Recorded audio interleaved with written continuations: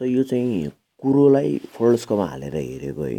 अनि let's say यो चाहिँ तब कुरोको जुन माथिपट्टि जुन सानो त्यो निस्केको टुप्पो हुन्छ त्यो टुप्पोलाई हेरेको है।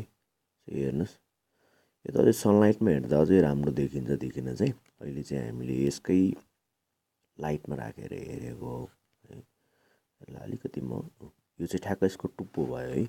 अनि टुप्पोबाट अर्को पनि यसको जुन निस्किन्छ त्यसलाई पनि हेरौँ। माई गड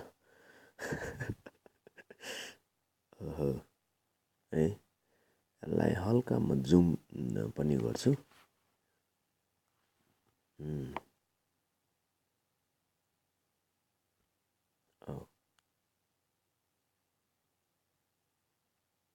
कुनै मुभीमा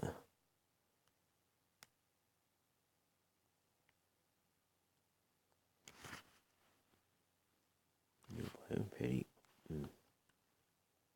यहाँनिर है। अब यसको मेन जुन स्टेम छ त्यो स्टेमलाई पनि अलिकति अब्जर्भ गर्न ट्राई गरौँ है त। ओके ओहो मिस भयो।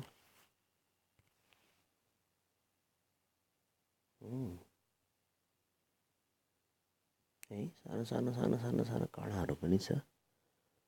यो काँडालाई अलिकति एकचोटि